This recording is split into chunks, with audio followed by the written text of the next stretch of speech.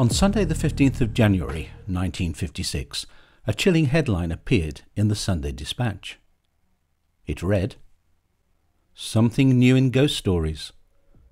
The haunted tube station scares porter away."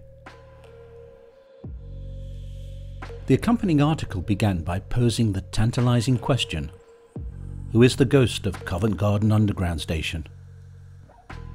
It then went on to inform readers that a 4-page report has been sent to the London Transport Executive Divisional Headquarters, and this question has been put to officials. Is the statuesque figure, wearing white gloves and seen by members of the station staff, the spectre of William Terriss, the actor stabbed to death at the Adelphi Theatre by a maniac 59 years ago? The station in question stands at the junction of James Street and Longacre in the bustling Covent Garden district of London. Prior to the station being built, the site was occupied by 19 James Street, which, since 1897, had been the premises of fruit growers and market gardeners Wild and Robbins. In 1903, the building was acquired under a compulsory purchase order by the Great Northern Piccadilly and Brompton Railway Company. However, Wild and Robbins refused to give up their premises without a fight, and they took the railway company to court, where they were awarded the princely sum of £5,435 for loss of earnings. With the matter of compensation settled, work on the new station could get underway, and the company's resident architect, Leslie Green, set about designing it. Green had been designing underground railway stations since 1903, and by the time he sat down to draw up his blueprint for the new premises, he had developed his own unique and readily recognisable style, of which Covent Garden is a typical example. The exterior is clad in distinctive oxblood red glazed terracotta blocks. These were intended to create a strong, bold identity which made the station easy for customers to spot. There are large and again noticeable semicircular windows on the first floor level, and the roof is flat in order to encourage commercial office building above, as has happened at Covent Garden Station. The station opened on Thursday the 11th of April 1907, and since escalators wouldn't be introduced until 1911, passengers descended to or ascended from the depths either by way of a lift, or if they were feeling particularly energetic, they could struggle up or down the 193 steps that linked the ticket hall with the platforms. A helpful sign now warns those intending to attempt the ascent that the stairwell is equal to a 15-storey building, and that those with luggage, pushchairs and heart conditions are advised in no uncertain terms to please use the lift. The platforms are also typical of Leslie Green's unique style, the walls being lined with tiles of various hues, with plenty of room for the station name to be displayed prominently. Interestingly, each of Green's stations had its own unique pattern of tiling, reputedly to assist those who couldn't read to be able to tell which station they had actually arrived at. However, the tiles that greet passengers today date from a major, though sympathetic, renovation in 2010, when the time-worn originals were replaced, albeit the new tiles maintain the style of their predecessors. It has to be said that Covent Garden Station didn't exactly set the commuting world on fire.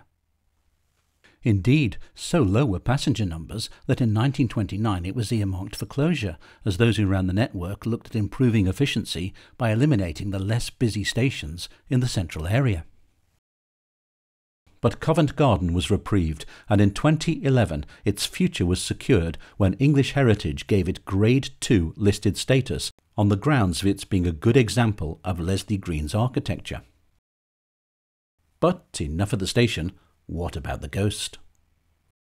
Now, let me begin by saying that if I were to find myself as a supernatural entity condemned to lurk around the darker recesses of a London Underground station, then, well, let's just say that there are worse ones than Covent Garden to be condemned to haunt. I could spend an eternity admiring the platform tiling. I don't get out much, and so long as I didn't attempt the formidable plod up the stairs, I should imagine it would be a comfortable enough venue at which to enjoy an ethereal existence. so it certainly justifies a 4-star rating in the Where to Haunt guide, if perchance such a publication should happen to exist in the great beyond. But to return to the question posed by the Sunday Dispatch on the 15th of January 1956, who is the ghost of Covent Garden Underground Station? Although, call me pedantic, but I can't help wondering if that shouldn't be, whose is the ghost of Covent Garden Underground Station? For its first 50 or so years, the station enjoyed an existence that was untroubled by paranormal activity.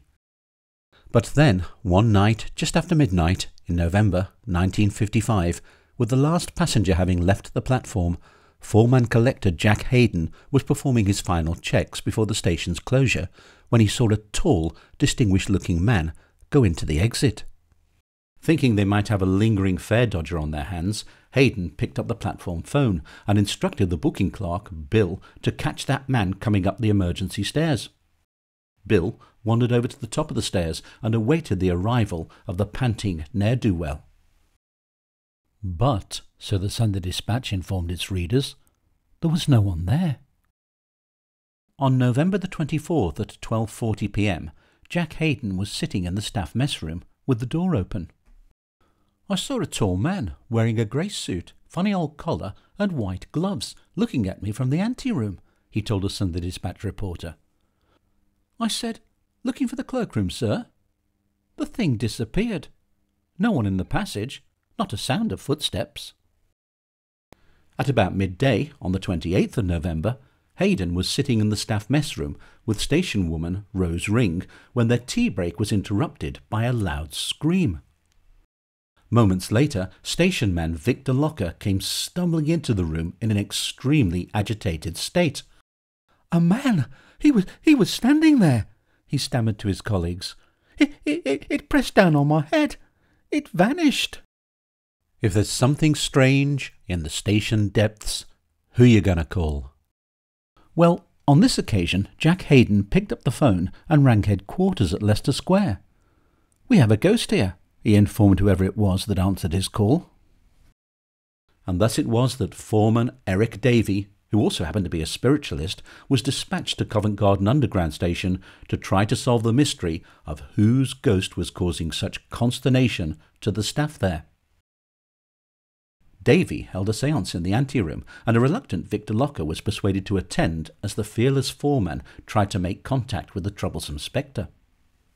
Suddenly, Victor Locker cried out, "Mr. Davey! Mr. Davey! It's on you!"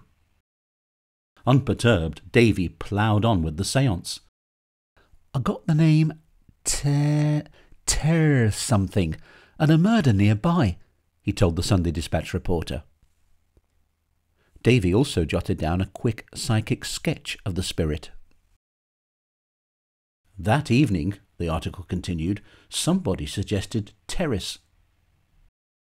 Pictures of William Terriss, the Victorian actor who had been murdered outside the stage door of the Adelphi Theatre in Maiden Lane on the 16th of December 1897, were sought out. Not only did they match Eric Davies' sketch, but when they were shown to Hayden and Locker, both cried out in unison, "That's him!" Victor Locker, however, was not about to share his shifts with a supernatural squatter, no matter how great an actor he may have been in life, and, unable to bear working at the station any longer, he put in for a transfer, which was granted immediately. According to Peter Underwood in his book, Haunted London, over the next 10 years the ghost was seen more than a dozen times, and when Hayden left the station in 1965, he said the apparition invariably appeared during November and December and always looked exactly the same, and it usually appeared near a wall. He spoke to it several times, but it never answered. The last time he saw it, late one November night in 1964, he was walking down the spiral stairway when he encountered the ghost walking up the same stairs. He hurried past the silent figure that did not seem to notice him and almost fell down the last few steps. Following Jack Hayden's departure in 1965, the ghost of Covent Garden Underground Station appears to have gone into hibernation for the next 7 years. But then, in 1972, the apparition made several further appearances. Andrew Green, in his book Our Haunted Kingdom, published in 1973, stated that the ghost was seen late at night on the 24th and 27th of March 1972 by the station foreman and by one of the female staff when in the main staff mess room. Mr. Clifford, a porter, heard phantom footsteps in the room, and Edward Pratt, an engineer, has often felt the presence of an unseen person in the locality. That same year, a lift operator, having brought up the passengers from the last train, had locked up for the night when, turning round, he saw what he later described as a tall geezer dressed in old-fashioned clothes, a waistcoat and tall hat, standing there. Thinking that he had inadvertently locked a passenger in, the operator apologised and turned to get the keys to let the man out. On turning back, however, the man was no longer there. Puzzled by the passenger's disappearance, he descended into the station's depths, where he searched both platforms in case the man had gone down the stairs in the hope of catching a train, but he could find no sign of him. When he informed his colleagues about his experience, one of them showed him a photograph of William Terriss. It was the spitting image of the figure that the operator had encountered. According to Andrew Green, partly because he has been seen so frequently and the fact that his identity is known, the station staff now fully accept his visits as part of the job. But who was William Terriss, and why should his ghost haunt the depths of Covent Garden Underground Station? William Charles James Lewin, to give the actor his actual name, was born on the 20th of February 1847. After an education during which, according to a school friend, if he gained but little learning, he had at any rate acquired a perfect mastery in the art of tree climbing, he attended Jesus College, Oxford, although he didn't actually take a degree. Having tried his hand at several careers, which included a spate in the Merchant Navy and a period as a tea planter in Bengal, he decided to become an actor, and he adopted the stage name William Terriss. With his handsome looks and commanding stage presence, he had soon established himself as a major theatrical force, and audiences flocked to see him. Indeed, according to the New York Dramatic Mirror, he was one of the greatest, and next to Henry Irving, undoubtedly the most popular actor in England. In 1885, he met 24-year-old actress Jessie Millward, and the two had soon become a popular pairing as romantic leads, and, according to some, it wasn't long before their romance spilled off the stage and into their personal lives. In 1895, Terriss joined the Adelphi Theatre on London's Strand, and was soon enjoying even greater success as the hero in the melodramas for which the theatre was famed. In July 1897, it was announced that those popular artistes, Mr. William Terriss and Miss Millward, will make their reappearance at the Adelphi Theatre on August the 7th in secret service. The play was written by the American actor William Gillette, and Terriss played the part of Captain Thorne. Following an initial run, the play closed at the Adelphi on Saturday the 4th of September, after which the company took the production on a tour of the provinces, although Terriss himself didn't take part in the tour. Terriss reprised his role as Captain Thorne at the Adelphi Theatre on Wednesday the 24th of November, and by mid-December he and Jessie Millward were playing to a full house every night. On the morning of Thursday the 16th of December, readers would have opened their London newspapers to find the usual advert for that night's performance of Secret Service, which would begin at 8 p.m. At a little before 7:20 p.m, William Terriss, accompanied by his good friend Henry Graves, arrived by cab at the junction of Maiden Lane and Bedford Street. Alighting, they walked the short distance along Maiden Lane to the stage door of the Adelphi Theatre, where William Terriss said, "Wait a minute, Harry, till I get my keys." He reached into his pocket, took out his keys, and then stooped slightly to put his key in the door. As he did so, somebody rushed from the opposite side of Maiden Lane and struck him 2 rapid blows on the back. So quickly did this happen that at first Graves and several passers-by thought the action was nothing more than a friendly pat on the back. Terriss appears to have thought likewise, and he turned round to face his attacker, whereupon the man plunged a knife into Terriss's chest. "My God!" gasped Terriss. "I am stabbed! Arrest him!" At this point, several of the theatre's scene shifters rushed to the stricken actor's aid and carried him into the passage, where they propped him up on pillows and piled ice onto his chest. 2 doctors from nearby Charing Cross Hospital soon arrived, but Terriss was beyond medical help, and having been carried to the sofa in his dressing room, he died shortly before 8 o'clock that evening. Henry Graves, meanwhile, had kept a close eye on the assassin, who seemed to be in no hurry to flee the scene. When a police constable arrived, Graves pointed him out to the officer and said, "I charge this man with stabbing Mr. Terriss." The constable and Henry Graves took the man, who was soon identified as Richard Archer Prince, to Bow Street Police Station. "What made you do such a dreadful bloody thing?" Graves asked Prince as they walked. "In revenge," was his reply. "He blackmailed me for 10 years. I have given him due warning plenty of times. I should either have to die in the street or have my revenge." Richard Archer Prince was a minor actor who had actually performed with Terriss in several productions. However, his career had stalled on account of his increasingly erratic behaviour, plunging him into financial hardship. Despite the fact that Terriss had tried to help him out, both financially and by securing roles for him, he had come to blame Terriss for his predicament.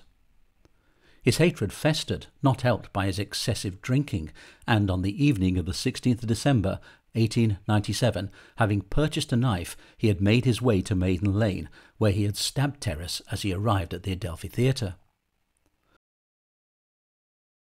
On Thursday the 23rd of December, the St. James's Gazette published the following story, which was told to a reporter by William Terriss's son, Tom. Strange story of Mr. Terriss's dog.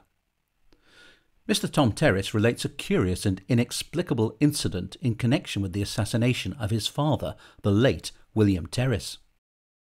On the night of the murder, Mrs. Terriss was sitting in the drawing room of the cottage, Bedford Park, the late actor's home, with a pet dog, an intelligent fox terrier called Davy, after Mr. Terriss's favourite part of Lieutenant David Kingsley in The Harbour Lights, comfortably asleep upon her lap.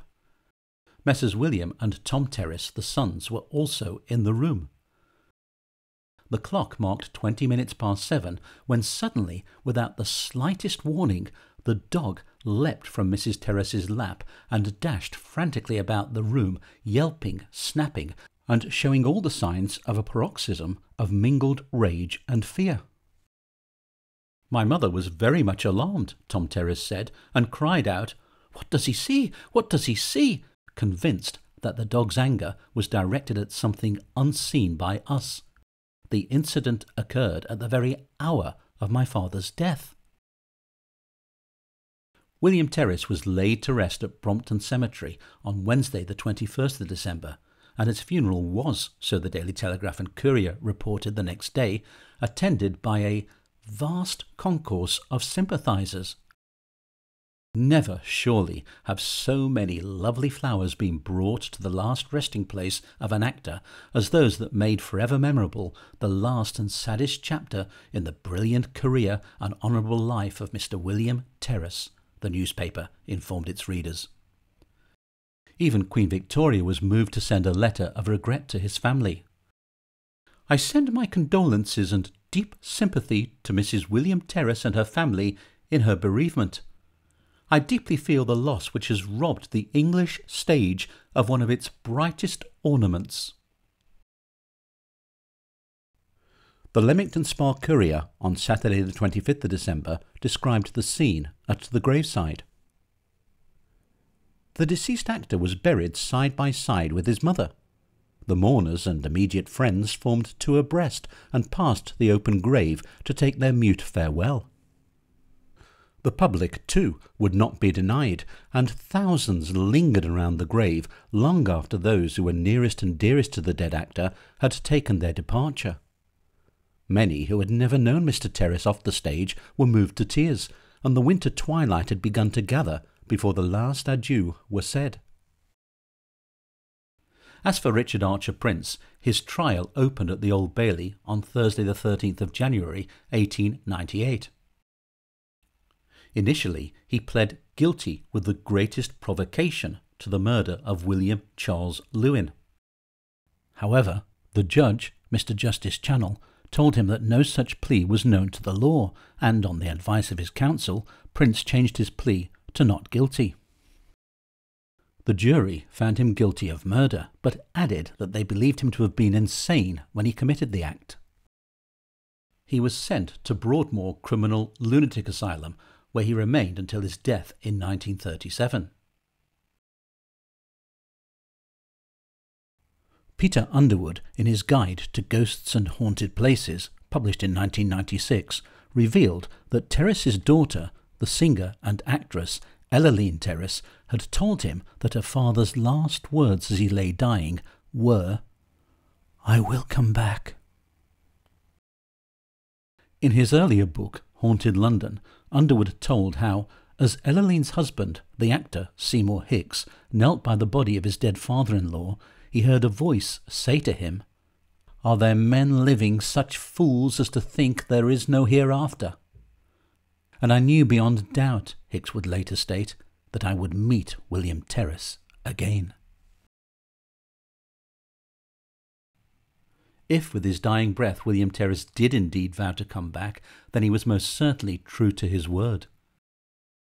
In 1928, a visitor to London was strolling along Maiden Lane when he encountered a figure dressed in a grey suit of the type that had been fashionable at the turn of the century. When the figure suddenly vanished, the man became convinced that he had seen a ghost. Someone, the accounts don't specify who it was, showed him a photograph of William Terriss, and the man unhesitatingly confirmed that that was the person whose ghostly figure he had seen. On Thursday the 21st of March 1929, the Sheffield Independent published an article headlined, "June's Wedding." The subsequent article began, "There must have been more false rumours about June the dancer, who is tomorrow to be married to Lord Inverclyde, even than celebrities generally invoke." The article concluded with the tantalising statement that last year she had the pleasure or misfortune to be haunted in the Adelphi Theatre by the ghost of William Terriss. June was in fact June Tripp, who had been a child ballet star before also becoming an actress. In 1926, she was recuperating in Antibes after having her appendix taken out when she was approached by the Welsh actor Ivor Novello, who asked her if she would play opposite him in an important film, no dancing required. "You will act beautifully, and we will have fun," he enthused. The film in question was The Lodger, a story of the London fog, one of the earliest films to feature the story of the hunt for Jack the Ripper. It was released to universal acclaim in February 1927 and was the first successful film by a young up-and-coming director by the name of Alfred Hitchcock.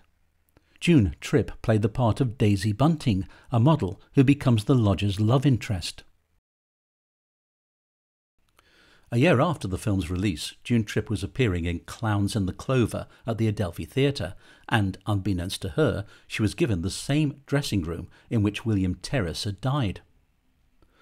One day, she was resting between performances on a sofa in the dressing room when it began to shake as though someone was kicking it from underneath. She looked beneath it but found nothing and resumed her repose. But no sooner had she lay back down on the sofa than the shaking began again. A green light then appeared above the mirror, and she heard 2 loud taps, whereupon the green light vanished and all became quiet. Her experience attracted the interest of renowned paranormal investigator Harry Price, the director of the National Laboratory of Psychical Research, and arrangements were made to hold a séance in June's dressing room in the hope of discovering the origins of the sofa shaking and mysterious raps. On the night of Wednesday the 14th of March, 1928, following that night's performance of Clowns in the Clover, a number of cast members, including June Tripp and Cicely Courtneidge, joined Harry Price and the well-known medium Stella C. in the haunted dressing room, and, having formed a circle, they attempted to contact the spirit.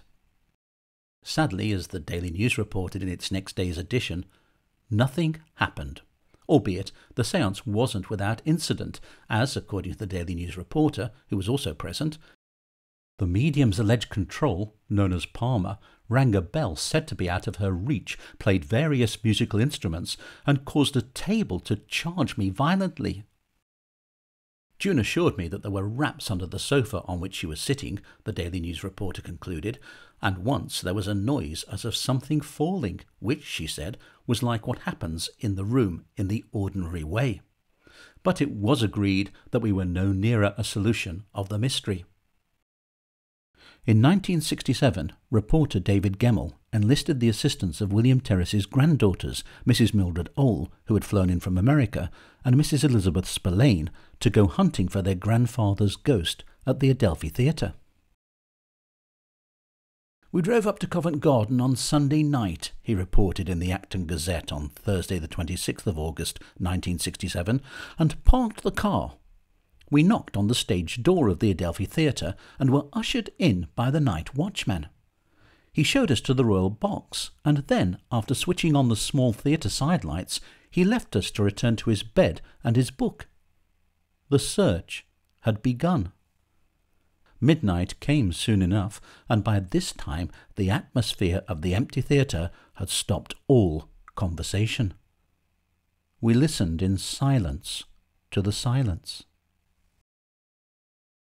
At 1 o'clock they made their way across the stalls, and as Mrs. Spillane pushed open a side door near the entrance to the stage, they heard a low sound like a moan. Suddenly Miss Ole cried out, "What's that?" "We turned very quickly," Gemmell wrote in his article, "and saw a shadowy figure passing the small light at the back of the theatre. For a little more than a second we all saw it, and then it was gone. I ran to the back of the stalls and saw it again. This time it went through the doors into the lobby." The trio then went and sat in the front row of the stalls, and waited, so Gemmell reported, for the sounds we almost knew were coming. The noise came from the dress circle. It moved from the left side to the right, a sound like deep breathing, or like a heavy coat brushing against the velvet backs of the circle seats.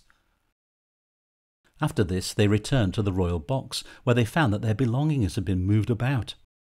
They quizzed the night watchman, but he swore he had not been anywhere near the royal box.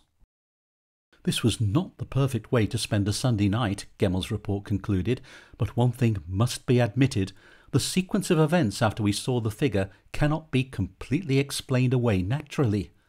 I do not know if the figure was William Terriss, nor if the noises were made by him, but I do know that both the granddaughters feel without a shadow of doubt that the events of the night were the work of their grandfather, William Terriss. Today, a green plaque on the wall of the Adelphi Theatre's Maiden Lane side remembers the tragedy that took place outside this theatre on the 16th of December 1897, when William Terriss, hero of the Adelphi melodramas, met his untimely end.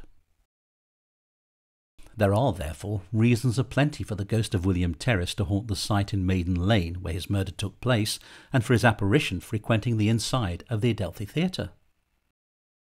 But why should he haunt Covent Garden Underground Station, which wasn't built until 10 years after his untimely end?